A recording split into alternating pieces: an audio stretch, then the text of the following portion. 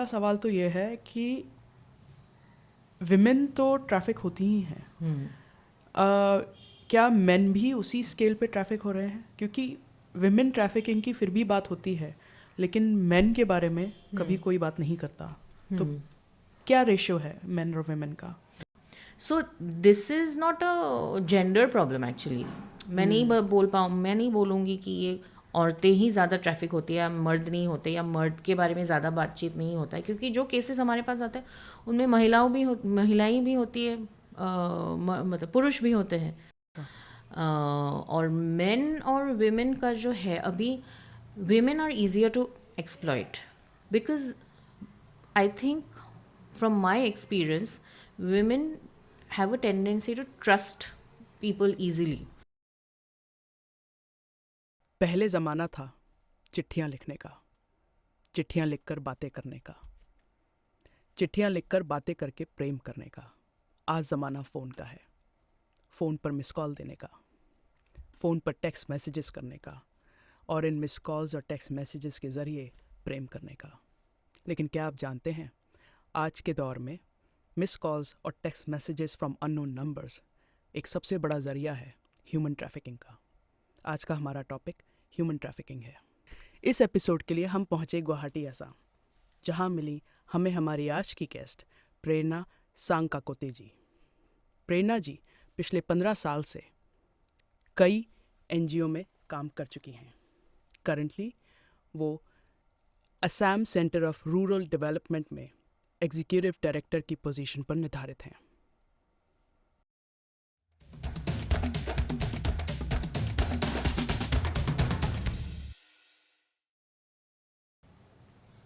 Hello प्रेरणा जी, कैसे हैं आप?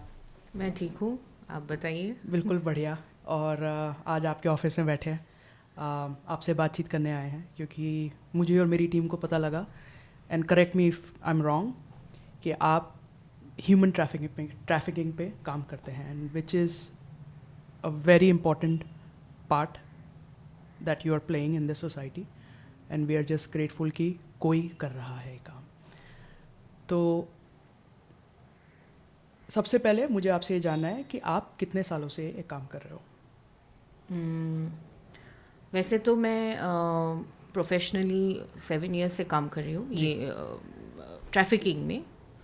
और उससे पहले तो बचपन से ही मैं एक्चुअली मेरी मदर के साथ काफ़ी जुड़ी थी, क्योंकि जी। My mother is a social activist. Oh. और सो उनके साथ मैं बचपन से काफ़ी घूमी हूँ, क्योंकि ये ट्रैफिकिंग में जो काम है असम में, शायद she was one of the few people I think who started working on this issue. तो बहुत ही बचपन से मुझे थोड़ा एक्सपोजर भी मिला था, और आई थिंक इंक्लिनेशन भी था काम करने का, सोशल वर्क करने का। और आई थिंक इवेंचुअली मुझे आना ही था काम करने के लिए। तो वैसे जो मेरा ऑर्गेनाइजेशन है उसके जी। साथ मैं लास्ट 7 ईयर्स से इस इशू में काम कर रही हूँ। क्या नाम है आपके ऑर्गेनाइजेशन का? Assam centre for rural development. Okay. आपने बताया अभी कि आप बचपन से आपका इंक्लिनेशन था, एक्सपोजर था, और अभी 7 इयर्स हुए आपको प्रोफेशनली इस फील्ड में काम करते हुए। डू यू रिमेंबर कि आपका सबसे फर्स्ट केस कौन सा था, प्रोफेशनली और अनप्रोफेशनली, एनीवेज?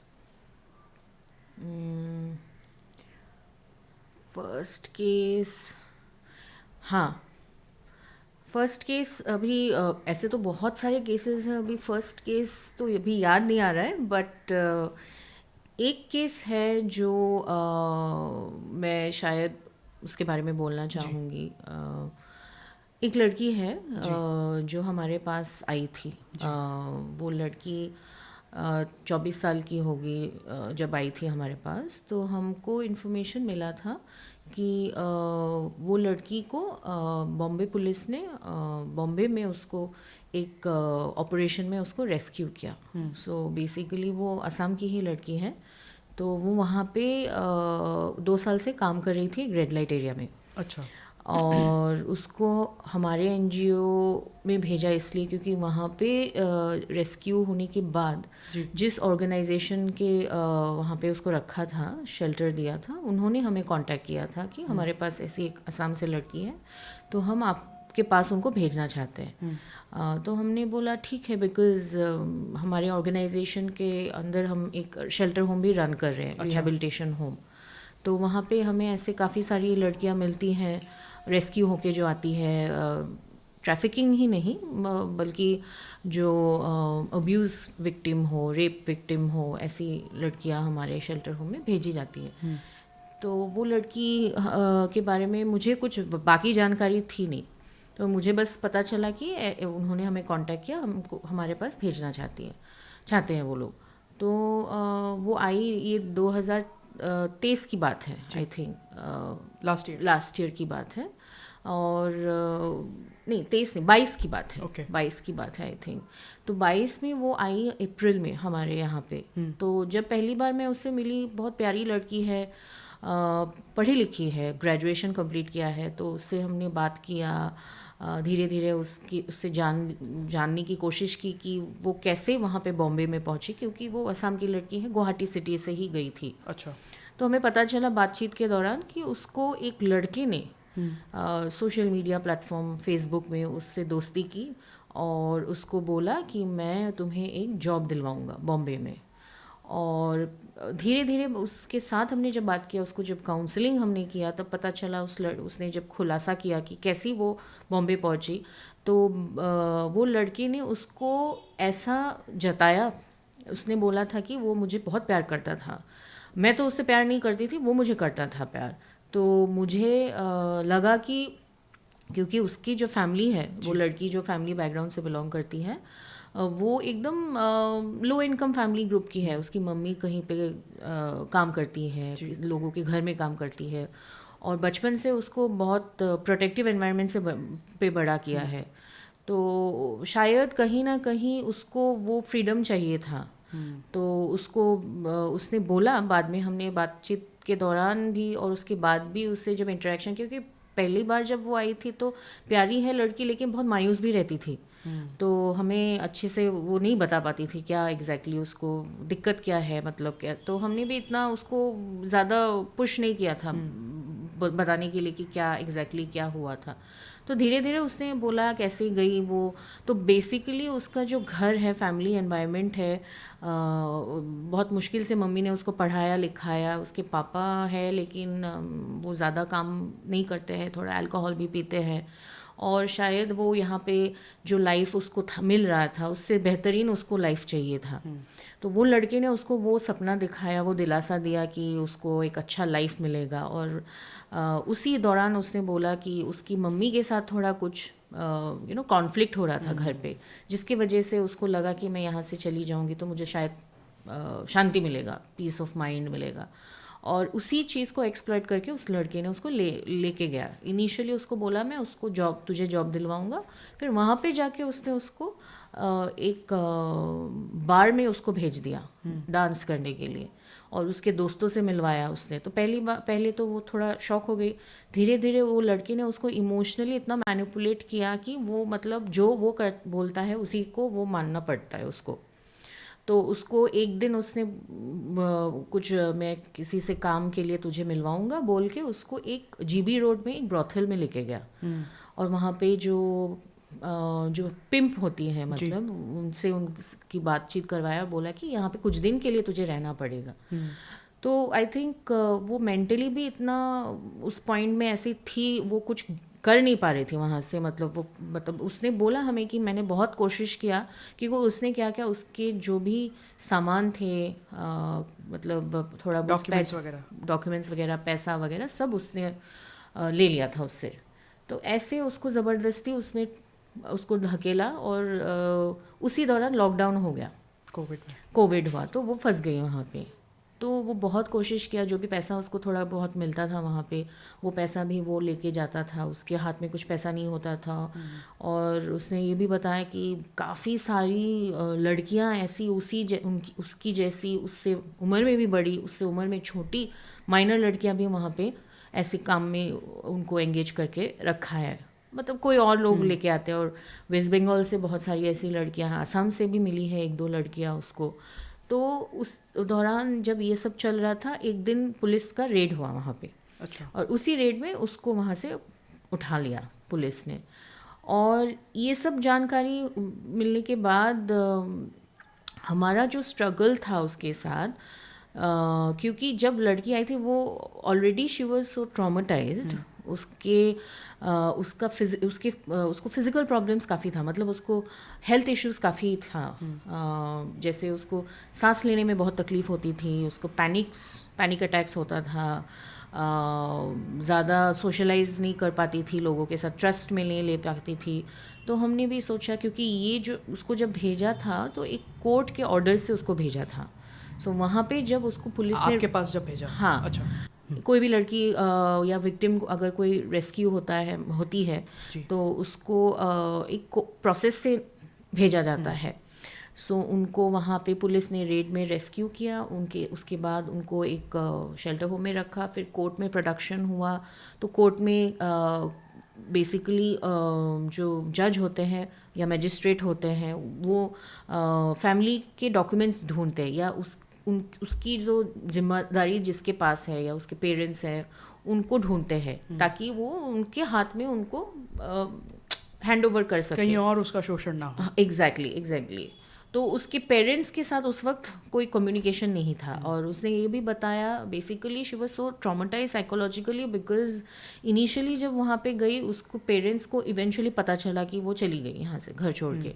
तो उसके पेरेंट्स के साथ वो जब कांटेक्ट इस्टेब्लिश किया, उन्होंने पूछा क्या कर रही है, तो बिकॉज वो इतनी शर्म के मारे क्या बोल गई, उसने बोला कि मुझे यहाँ पे एक छोटा सा जॉब मिल गया है और मैं कर रही हूँ काम। तो पैसा कभी कभार भेजती थी, कभी नहीं भेजती थी। पैसा तो भेज नहीं पाती थी बिकॉज वो लड़का सब पैसा ले लेता था, और उसके पेरेंट्स को ये पता नहीं था कि वो एक ऐसे रेड लाइट एरिया में काम करती थी, वहाँ से उसको ऐसे पुलिस ने पकड़ लिया।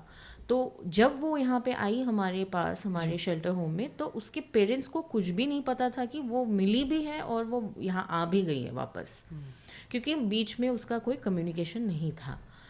तो यहाँ पे रहने के बाद कुछ महीने ऐसे गए, हमने उससे कोशिश की जानने के लिए, वो लड़का के बारे में बोलने के लिए, पूछने के लिए कि वो क्या करता था, कि क्या बताया उसका आइडेंटिटी जो उसने दिया उसको। तो फर्स्ट 3 मंथ्स तो वो इतना खुल के बात नहीं कर रही थी। तो उसी दौरान वो फैमिली मेम्बर के साथ उसका कोई कांटेक्ट नहीं था, तो उसने बताया कि मेरा एक कज़न है और कोई मामा की बेटी है जिसके साथ मेरा रिलेशन है, अभी भी कांटेक्ट है, तो मैं उनसे कभी कभार बात करना चाहूँगी। और हम लोग वो अलाउ करते हैं, वीक में एक दिन हमारे वहाँ पे जितनी भी लड़कियाँ रहती हैं रिहेबिलिटेशन, घर वाले के साथ बातचीत करने के लिए हम अलाउ करते हैं। तो मतलब आपका रिहैब सेंटर है उसमें काफ़ी स्ट्रिक्ट रूल्स होते हैं? जी। अच्छा। हाँ, और तो घर वाले हम उसके पेरेंट्स को ट्रेस करने की कोशिश किया, बट वो कोऑपरेट इतना नहीं कर रही थी शुरुआत में, कि वो कहाँ रहते हैं, गुवाहाटी में रहते हैं, कहाँ रहते हैं, वगैरह वगैरह। तो उसने बोला मेरे ऐसे एक कज़न है, उनसे बात मैं करना चाहूँगी। तो बात करती थी, तो हमें थोड़ा सस्पेक्ट हुआ 2-3 कॉन्वर्सेशन के बाद कि अगर वो कज़न है तो उसके पास तो घर वालों के साथ उसका भी कांटेक्ट रहेगा। तो हमने उससे पूछा ये कज़न का डिटेल्स थोड़ा हमें दे, हम भी बात करेंगे। तो वो देना नहीं चाह रही थी।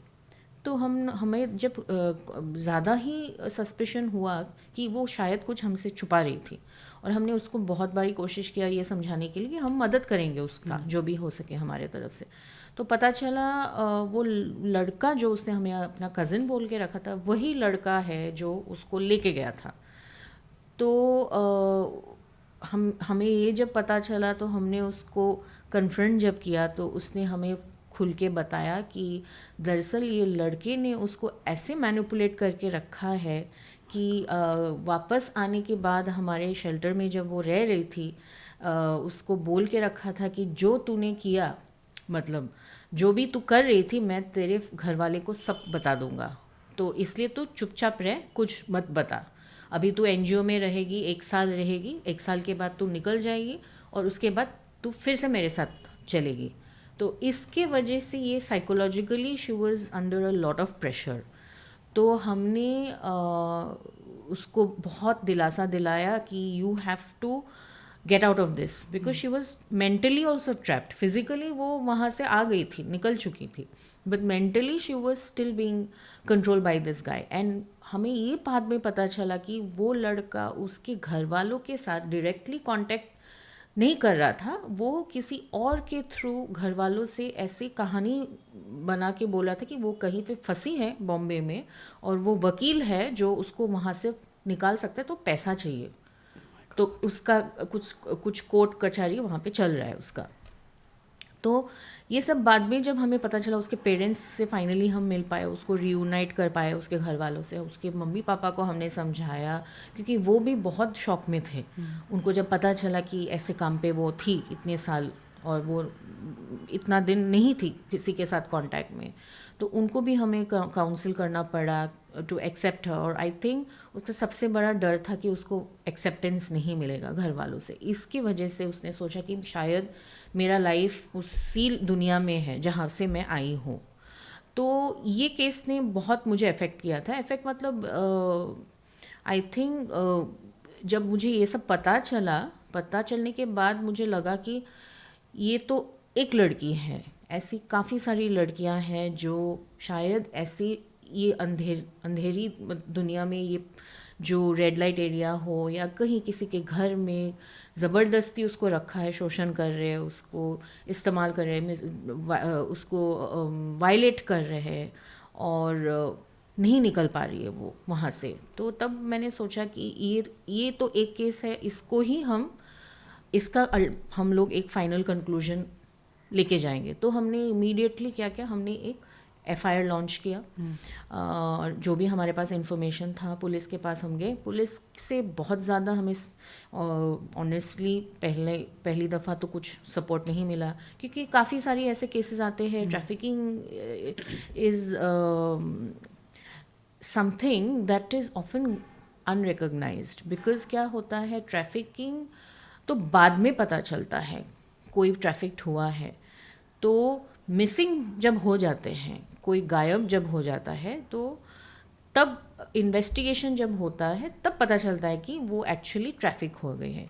और एक यहाँ पे सिनेरियो है कि ज़्यादातर जो विक्टिम्स हैं ट्रैफिकिंग की, human trafficking, they have consent in the process. Basically what I am trying to say is, उनको पता नहीं रहता है कि वो they will be exploited, but they give their consent. Suppose ये लड़की, उसका कॉन्सेंट था कि मैं जाऊंगी बॉम्बे. अभी लोग बोलेंगे, पूछेंगे कि वो तो अपने मन मर्जी से गई थी.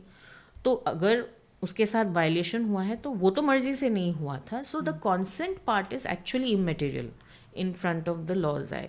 तो but however, because there is so much stigma around it, even the police they do not consider this part of it. So what happens, हम लोग को जितने भी ऐसे केसेस मिलते हैं जहाँ पे फैमिली से हमें पता चलता है, कोई आदमी भी हो सकता है जो काम, उसको किसी ने बोला कि काम मिलेगा, उसको इतना सैलरी मिलेगा महीने में, वो actually he has been trafficked, he is exploiting, he is being exploited.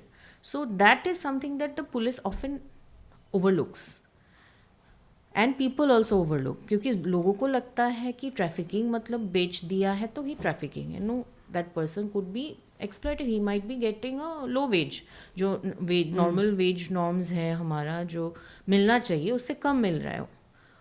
तो ये चीज़ की वजह से ये जो लैक ऑफ क्या बोलो, इग्नोरेंस बोलो या एपैथी बोलो, मतलब of in this that exist in the whole system, उसके वजह से दिस इज़ ऑफन अनरिपोर्टेड.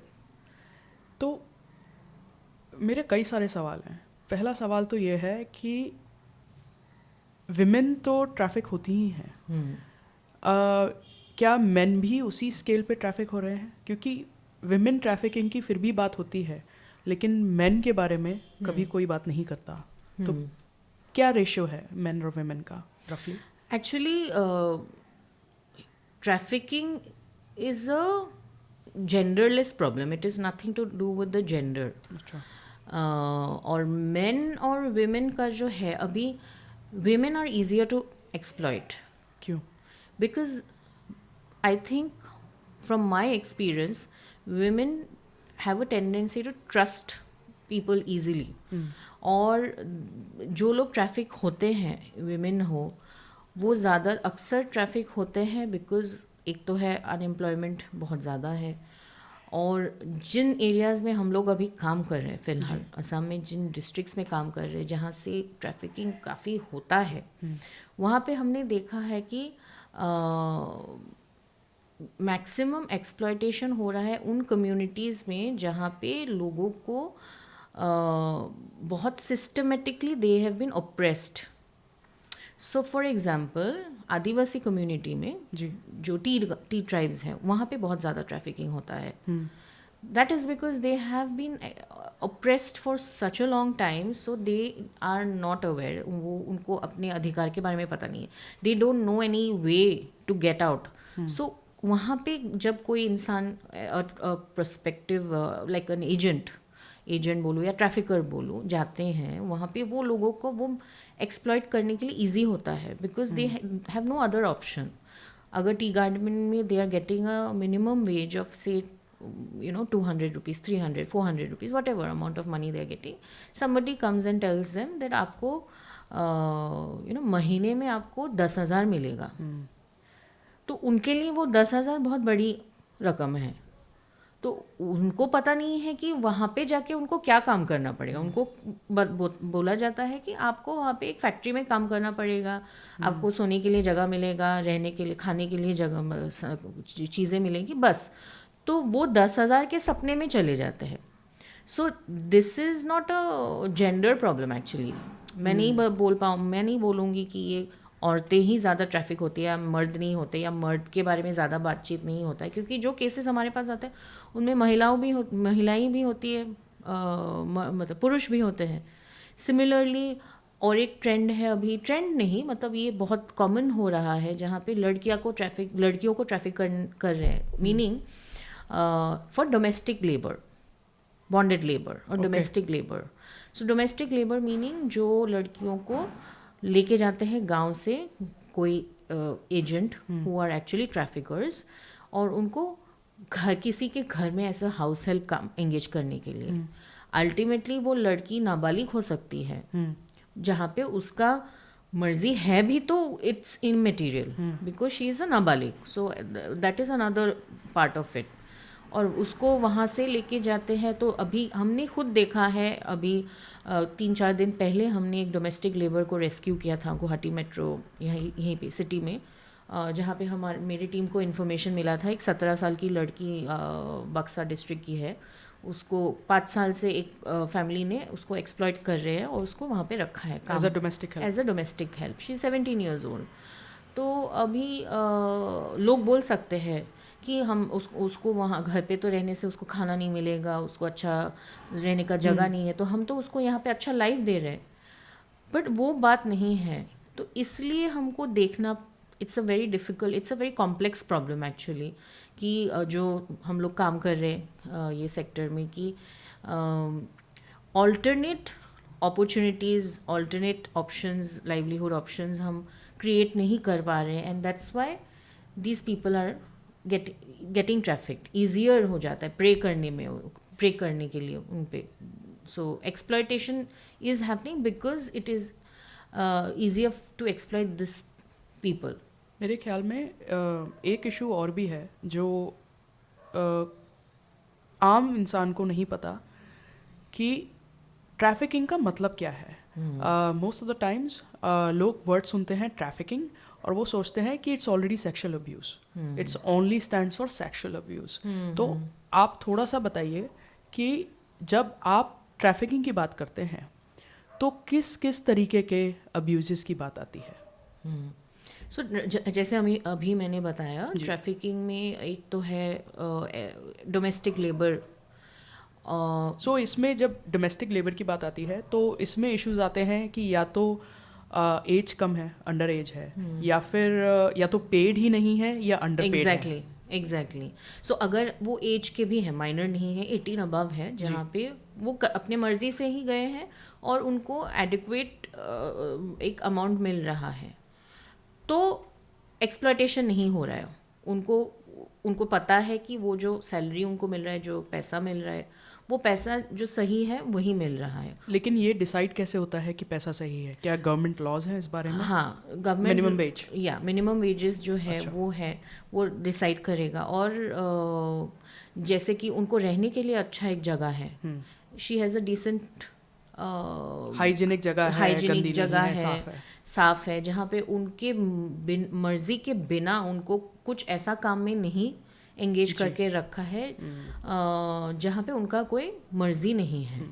तो ये सब चीज़ आ जाता है। But again law is also not very clear also this, but yes, the trafficking law is very clear on one thing, that exploitation is involved, then it is trafficking. So the exploited often don't know that they are getting exploited. अभी जैसे एक family हमें पता चलता है, गांव में किसी से हमें पता चलता है, एक लड़की ऐसे गई थी, घर वाले ने उसको भेजा था, काम पे गई है या पढ़ाई करने गई है, बोल के गई है लेकिन एक्चुअली पढ़ाई नहीं कर रही है, उसको कहीं पे काम पे लगा के रखा है। तो घर वालों को भी पता नहीं है कि वो ट्रैफिक हुई है। जब वो नहीं आती है वापस, जब उसके साथ कांटेक्ट एस्टेब्लिश नहीं कर पाते हैं, या 2 महीने 3 महीने से उसका कोई कम्युनिकेशन नहीं हुआ है उस लड़की से, या वो जो भी है उनके मेल अगर है लड़के से या पुरुष से, तब घर वाले को सोचने लगते हैं कि कुछ हो गया होगा, पैसा नहीं आ रहा है घर पे। पहले 6 महीने तक पैसा आ रहा था, 7वें महीने से पैसा आना बंद हो गया। तब जाके वो पुलिस के पास जाते, तो पुलिस का पहला रिएक्शन होता है, तो जब गए थे तो आप लोग नहीं भेजा था, तो अभी आप क्यों आए हो हमारे पास। Often this is the reaction, and police also has a tough time proving that, because trafficking में एक्सप्लॉयटेशन हुआ है वो ये प्रूव करना पड़ेगा इन द कोर्ट।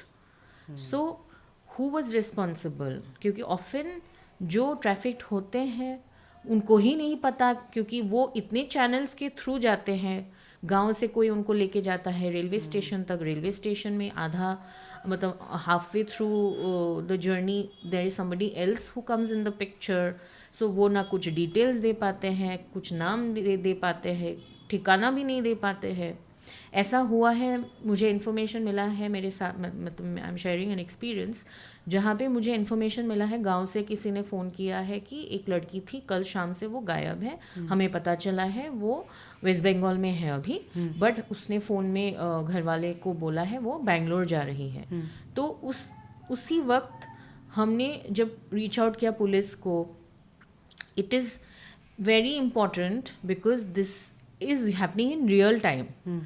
तो हमने रेलवे पुलिस को कांटेक्ट किया। रियल टाइम मतलब कि आपको अभी इन्फॉर्मेशन मिली है और अभी प्रोसेस चल रहा है। तो वो लड़की ऑलरेडी ट्रेन में है बैठी, और उसके साथ एक लड़का होगा, या और दो तीन लड़कियां हैं, और वो बोल रही है कि मैं जा रही हूँ, मुझे बैंगलोर लेके जा रहे बोल रहे, but she might be in actually West Bengal, she is on route, transit में है।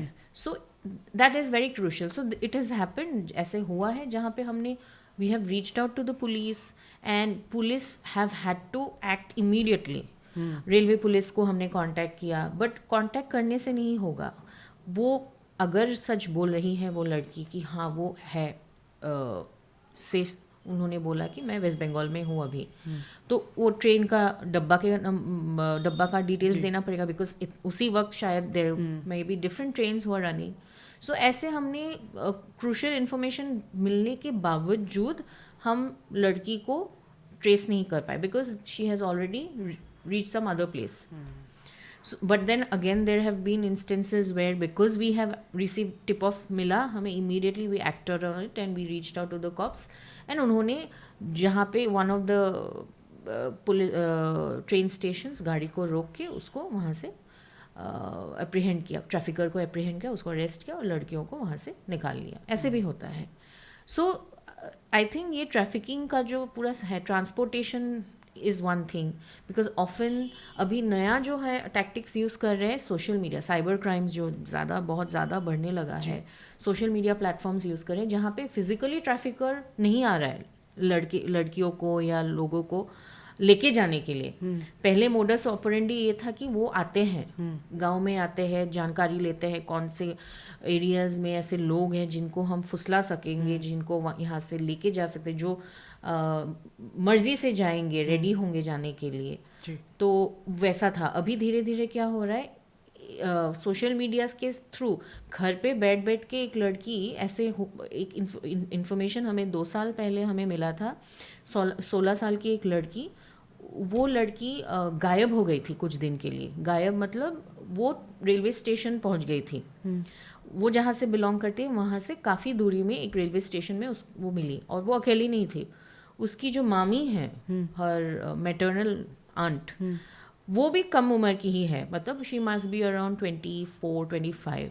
तो मामी और मतलब भतीजी दोनों भाग रहे थे रेलवे स्टेशन से कहीं जाने के लिए, और वो लड़की को जिसके साथ वो प्लान करी थी जाने का, वो उनसे मिले भी नहीं है।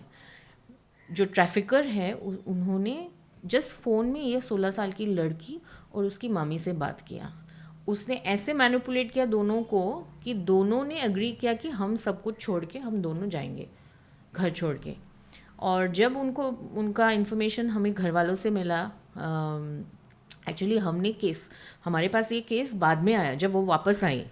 बट मतलब ये जो कहानी है, बिकॉज हमें बुलाया गया था, पुलिस ने हमें बुलाया था वो फैमिली से बात करने के लिए, वो लड़की से बात करने के लिए, उसको काउंसलिंग करने के लिए, क्योंकि वो घर पे नहीं रहना चाहती थी। तो जब हम उनके घर गए, एक छोटा सा गांव है, वहाँ पे एक कच्चा घर जो है जी और लड़की बहुत प्यारी दिखने में, अच्छी है, पढ़ाई स्कूल भी जाती थी, कभी कभी नहीं जाती थी, और उसके कोई नहीं है, मतलब मम्मी पापा नहीं है। तो वो मामी के साथ ही वो बड़ी है, उसकी एक नानी है, वो नानी भी काफ़ी उम्र की है, तो वो वहाँ पे नहीं रहती है उनके साथ, वो कहीं उनकी दूसरी रिलेटिव के घर रहती है। तो वो लड़की को सुपरवाइज़ करने के लिए कोई नहीं है, और वो जो मामी है उनकी जो हस्बैंड है, उसकी मामा, वो यहाँ पे नहीं रहते, वो कहीं पे काम करते हैं केरला में कहीं पे। तो अकेली रहती है दोनों। तो वो लड़की 16 साल की लड़की को क्या पता, उसको खाली ये पता है किसी ने फ़ोन में, और वो हमने जब उसको पूछा कि वो फ़ोन में जो बात करते थे तुम, वो कहाँ मिले उनसे, नहीं ऐसे फ़ोन, एक दिन फ़ोन आया, मुझसे बात करने लगे और मुझे अच्छा लगने लगा, तो मामी से भी बात करते थे। तो ऐसे 2-3 महीना बात किया, तो हमको बोला कि वो हमको अच्छे से कहीं पे घुमाने के लिए लेके जाएंगे और वहाँ पे काम देंगे मामी को, और मैं भी वहाँ पे पढ़ पाऊँगी, रह पाऊँगी अच्छे से, एक अच्छा घर में रहेंगे। जस्ट रैंडमली किसी का कॉल आया? हाँ, सो दिस इज़ द, हम नहीं सोच पाते, आप और मैं, हम नहीं सोचेंगे। अभी हमको अगर कोई अननोन नंबर फ़ोन करेगा तो हम फ़ोन काट देंगे। बट इसी तरीके से लड़कियों को, छोटी छोटी लड़कियों को 16 years, 17 years, 15 years, because they are not supervise, no, उनको फ़ोन मिला है और फ़ोन में वो रील्स देखते हैं और फेसबुक और एट्सेट्रा ये सब देखते हैं, और उनके दिमाग में एक ऐसा बैठ गया है कि यहाँ पे तो ये दुनिया जो है ये तो बहुत अलग है, खूबसूरत दुनिया है। और उनके जो पेरेंट्स हैं, most of the time they are struggling to make ends meet, because इधर they are working as daily wage labourers, या तो वो कहीं पे काम के लिए चले जाते हैं 3 महीने के लिए, 2 महीने के लिए, और घर पे वो रहते हैं, तो स्कूल जाते हैं नहीं जाते हैं, उनको देखभाल करने के लिए कोई नहीं होते। तो फ़ोन में किसी ने अच्छे से 2 बार बात कर लिया तो वो फिर से फ़ोन करने लगे, ऐसे करते करते। So the point I am trying to make is, it is so easy to traffic somebody. I am just thinking कि आजकल छोटे छोटे बच्चों के पास फ़ोन है और बहुत इजी हो जाता है किसी के लिए ये कह देना कि भाई उसके माँ बाप उस पर ध्यान नहीं देते इसलिए उसका हाल ये है। लेकिन हर घर की सिचुएशन अलग होती है। आपने बहुत सही कहा कि most of the time parents are probably trying to make the ends meet, they are so busy कि भाई बच्चे के लिए सब कुछ करना है तो नहीं दे पाते वो टाइम। और उसकी शायद भरपाई करने के लिए, क्योंकि भाई पेरेंट्स को नहीं इतनी जानकारी होती जैसे आप मुझे बता रहे, मैंने भी पहली बार सुनी है ऐसी बात कि वो उसको कॉम्पनसेट करने के लिए वो कह देते हैं कि अच्छा चलो बच्चे को फ़ोन दिला देते हैं, and that is so risky. Police को ये बात पता था कि इनके साथ, ये लड़की के साथ वो कांटेक्ट करता था बीच बीच में, तो पुलिस ने हमें बोला कि आप लोग कोशिश कीजिए अगर उसके साथ कांटेक्ट एस्टेब्लिश कर पाए और वो यहाँ पे आए। तो हमने बहुत सोचा इसके बारे में, और सोचने के बाद हमने एक मास्टर प्लान बनाया लेकिन उसने शायद सपने में भी नहीं सोचा होगा कि ये वो उसको पनिशमेंट दिलवा पाएगी, वो शायद उसने कभी सोचा नहीं था। तो हमने क्या किया, सोशल मीडिया में हमने एक अकाउंट खोला उसी के नाम से, वो लड़की के नाम से, और वो लड़का को हमने रिक्वेस्ट भेजा, फ्रेंड रिक्वेस्ट, और उसने एक्सेप्ट कर लिया। Thank you for watching the episode. अगर आज आपने इस एपिसोड से कुछ भी सीखा है तो please subscribe the Sunday Monday show, और आपके जो भी सजेशन हैं हमें प्लीज कमेंट्स में बताइए, because we are always listening and travelling.